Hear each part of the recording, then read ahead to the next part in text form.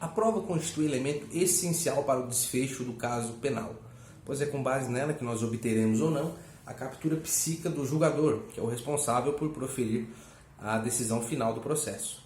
O nosso Código de Processo Penal, no seu artigo 157, ele não faz distinções acerca da ilicitude da prova. Ele simplesmente diz que são ilícitas aquelas provas obtidas em violação a normas legais e constitucionais, desvirtuando-se da diferenciação doutrinária que veio posteriormente, que fazia uma distinção entre prova ilícita e prova ilegítima. A prova ilícita seria aquela obtida em violação de norma legal, norma material, por exemplo, uma interceptação telefônica sem autorização do juiz.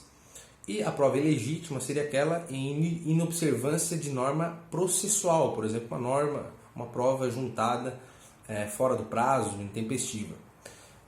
O nosso Código de Processo Penal não faz essa distinção, ele simplesmente diz que é ilícita a prova obtida em violação à regra do jogo, e ponto. Essa diferenciação veio pela doutrina momentos posteriores. E com o advento da Lei 13.964 veio o regramento sobre a cadeia de custódia da prova, que é um momento posterior. São as fases em que se deve observar as regras para a preservação daquela prova que já foi produzida e eventualmente vai ser valorada quando da prolação da sentença. Então, o regramento ali do 158A do nosso CPP, cadeia de custódia da prova, serve para prever as fases de preservação dessa prova. Então, a pergunta que fica, considerando a teoria da prova ilícita ou da prova ilegítima, posteriormente vinda pela doutrina, o que aconteceria se essa cadeia de custódia fosse quebrada, se aquela prova fosse objeto de inobservância ali do artigo 158A e seguintes do CPP. Lembrando que a cadeia de custódia prevê o regramento da preservação, ou seja, a prova tem 4 fases. A primeira é a postulação, a segunda a admissão, a terceira a produção e a última a valoração. A primeira corrente diz que quando não se observa a cadeia de custódia da prova, essa prova é imprestável, pois ela não observou o regramento previsto para a forma com a qual ela deveria acontecer. Então, essa primeira corrente se alinha perfeitamente ao artigo 157 do CPP, que diz que toda violação à norma faz com que a prova seja ilícita. E assim, usa também aqui a ilicitude por derivação, né? Todas as provas que derivarem daquela prova ilícita, por via de consequência, também será ilícita. A segunda corrente faz uma análise mais civilista da questão. Utiliza-se para tanto a escada pontiana, que diz que como a violação ocorre na preservação da prova, ou seja, a prova já foi produzida, né? A falha, o equívoco, a nulidade está na preservação daquela prova, mas ela já existe. O vício não foi na produção, como uma interceptação telefônica, por exemplo, ou um mandado de busca e apreensão fora dos limites. A nulidade foi na preservação dessa prova, então ela não deveria ser considerada imprestável. Ela deveria simplesmente ter uma valoração menor quando da decisão do julgador. Então o julgador iria decidir qual foi o nível de contaminação, qual foi o efetivo prejuízo daquela nulidade na cadeia de custódia, e ele iria valorar aquela questão na prolação da sentença no momento ali da valoração da prova.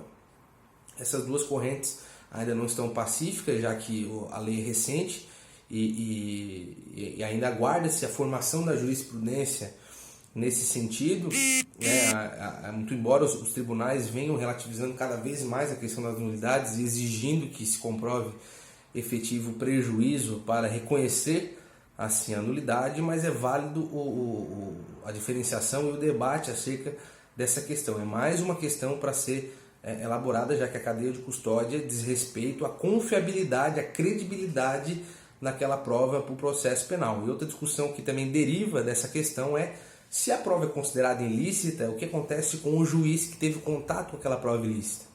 Porque você pode até desentranhá-la do processo, mas o juiz já teve contato com aquela prova, então ele já viu do que se trata. Se nós temos, por exemplo, uma interceptação telefônica ilegal, nós podemos até considerar essa interceptação ilícita e desentranhá-la do processo.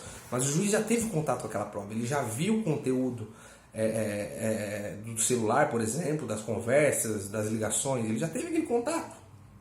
Não tem como simplesmente ele dar um rewind mental e esquecer o que ele viu, o que ele ouviu. Então surge a discussão sobre se é lícito, ou se é necessário, ou se é possível que o mesmo juiz que teve contato com a prova ilícita continue no processo, mesmo que se determine o desentranhamento, mas esse juiz continue no processo ou não para prolatar a sentença, né? A tese mais garantista é que, obviamente, o juiz não poderia continuar nesse processo, uma vez que ele já teve contato, ele já está contaminado com aquele conteúdo ilícito e reconhecido como nulo.